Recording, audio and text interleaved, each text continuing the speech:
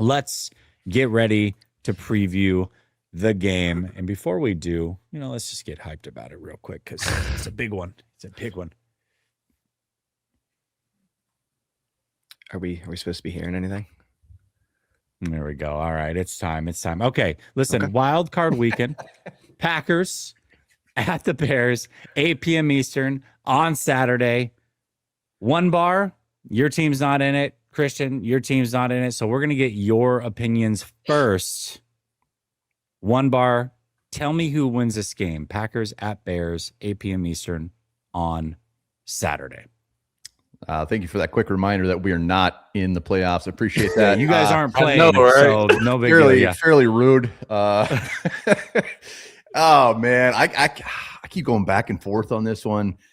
This is I have anxiety just thinking about this, and like there is, to me anyways, there's nothing worse than playing a division rival in the playoffs. I hate that crap. I hate it more than anything. I mean, whoever loses this game, I mean, granted, I can't say anything. Vikings aren't even there, but whoever loses this game, whether you lose the next playoff game or not, this is all you're going to hear about for the next 7 months. So I feel for you guys, man.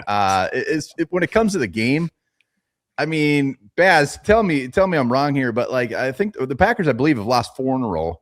Yeah. I'm really not counting the Vikings one. I mean, nobody was out there, so I just discount that one. But I mean, 4 in a row since Parsons is gone. I mean, that's got to wear on you a little bit. It's got to do something to the momentum. Pair that with Jordan Love missing some time recently, so that factors into the decision.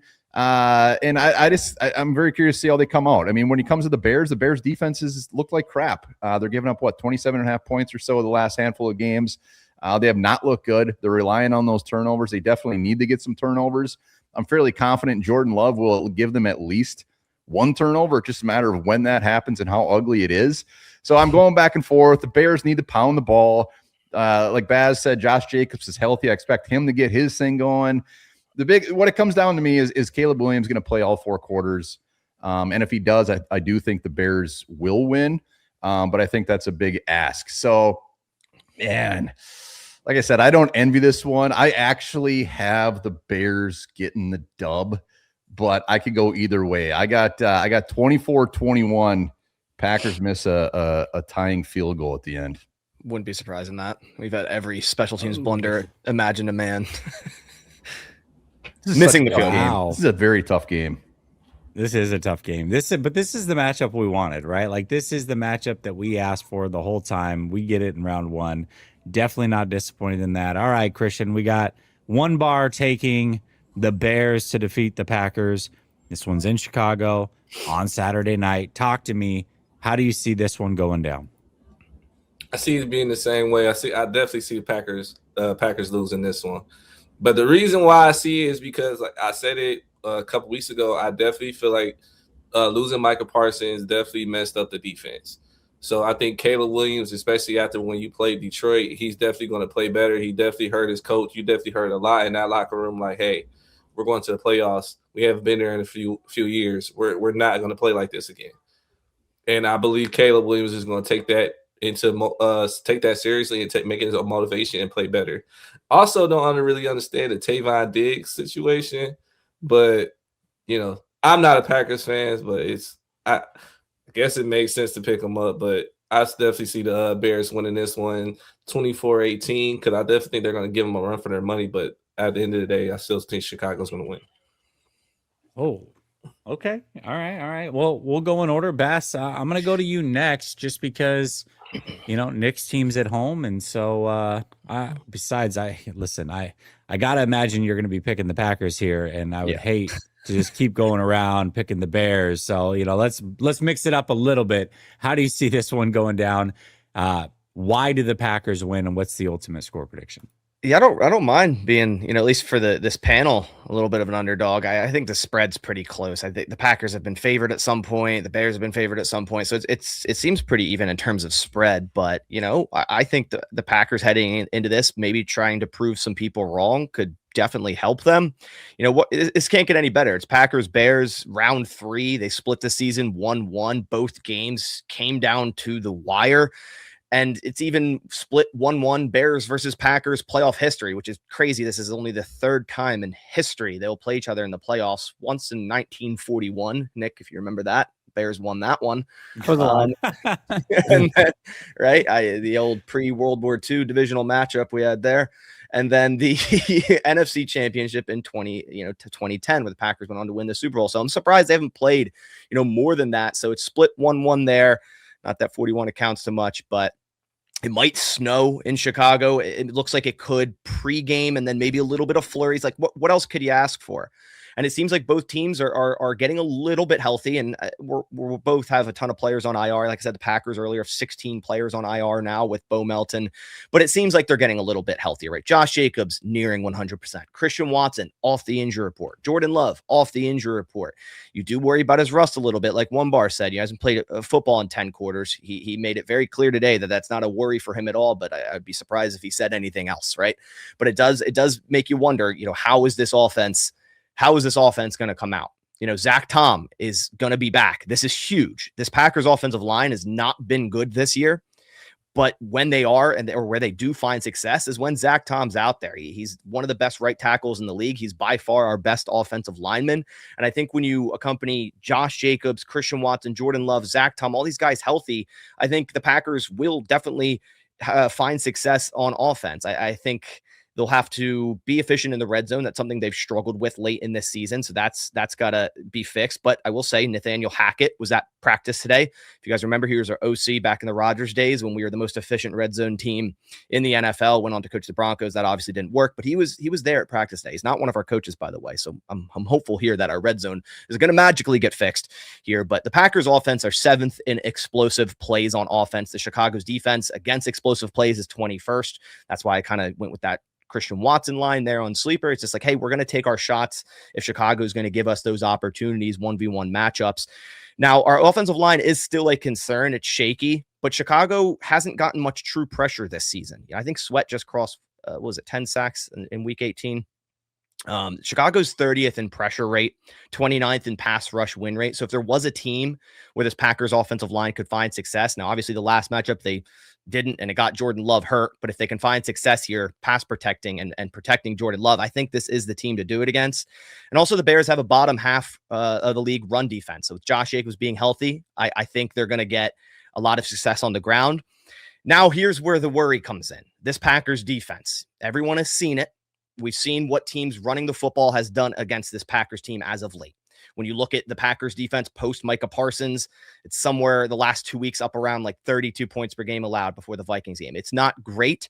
Obviously, the Bears are a run heavy team. We know they're going to want to pound the rock with Swift and Monangai. And if the Packers play run defense like anything like they did against the Ravens, they're not going to win this game, plain and simple. So Jeff Hafley's going to reach into his bag. He's going to have to reach into his bag. We're going to have good defensive scheme to help against this run and great offensive line that the Bears have. One of the best, if not the best offensive lines in the league, right up there with the Denver Broncos. And the pass rush for the Packers, it's been bad. We're 32nd pressure to sack rate in the last 4 weeks and 32nd in sack rate overall in the last 4 weeks.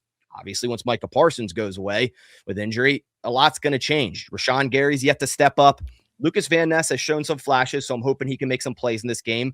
Like I mentioned from the prior game, Baron Sorrell, Colin Oliver, JJ Nagbary's good for a couple splash plays a game. The Packers' pass defense is above average. Now you add Trayvon Diggs into the mix. Like I said, maybe he can snag an interception. He's a very gambler type of cornerback, so maybe he can make us a play. I'm not too worried about our pass defense as much. Like you guys said, Caleb can be streaky. I'm just really, really worried about the run fits. I'm worried about the run defense because if they pound the rock and they're getting 6 yards plus on first down, they're going to make it very, hard on this Packers defense to get a stop. But, obviously I'm going to come on here and choose my Green Bay Packers. The Bears needed everything, and I mean everything, to go right to steal a win in Chicago the last time we played, including onside kicks, 4th down conversions, you name it. I mean, everything needed to go right, and it did for them.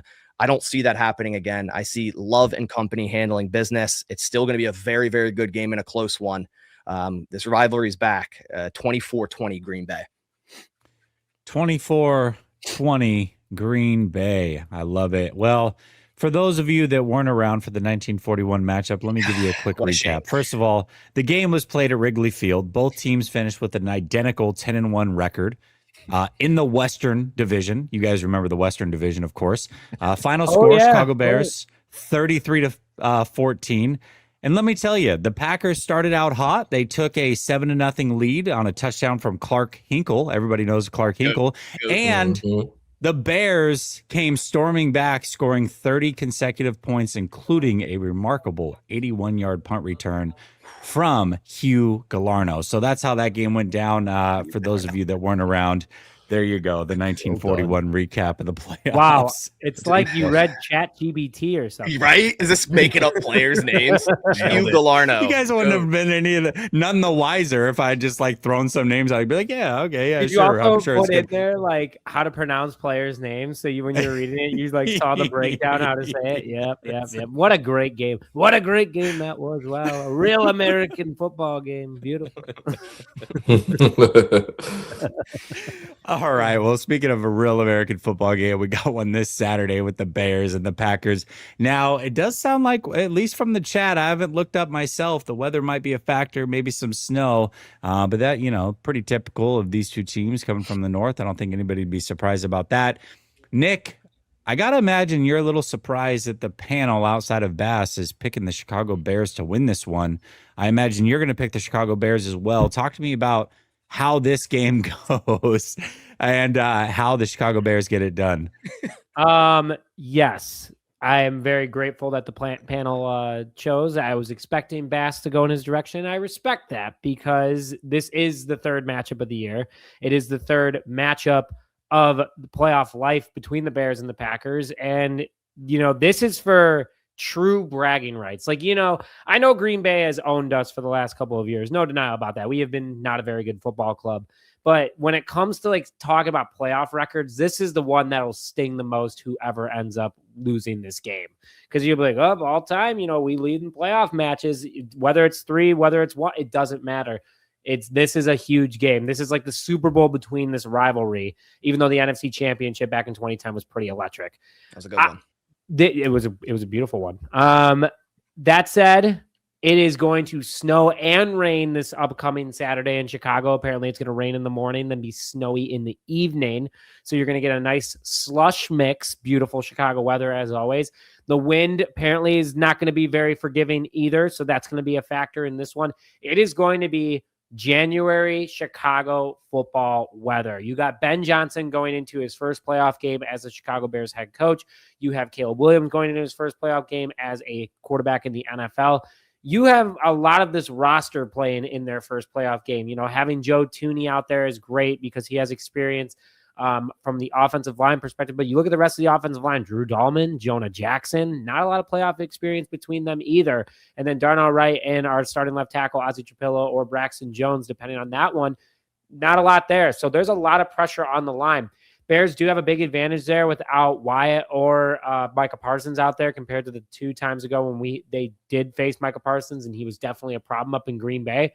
But Ben Johnson has seen this team over and over and over again being the Lions offensive coordinator. Now he's seen them twice as the Bears head coach, and it's going to be a good matchup. He's experienced 2 different quarterbacks. He knows what it's like to go against Jordan Love. And Dennis Allen has not only gone against the Packers as the Saints defense head coach and defensive coordinator, but now as the Bears as well. He's going to have a lot better game plan. He could have Kyler Gordon back. He has a fully healthy Tremaine Edmonds too.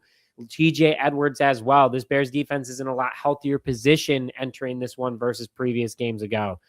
I am super pumped about this one, to say the least. Soldier Field has been electric, according to everyone I've talked to over the last couple of weeks, especially with how the 4th phase has been. Tickets are I think I saw someone put a stat up saying tickets are like $500 at minimum. This is a huge game, and it's going to come down to who can run the ball better. Josh Jacobs on the Green Bay side of the ball. He sounds like he's being healthy according to ESPN Green Bay. I saw earlier today. Also, Kyle Monunga and DeAndre Swift. How that offensive line plays to open up the run, to then give Caleb Williams an opportunity to pass it is big. Colston Loveland, we talked about him earlier. That's another big factor in this one.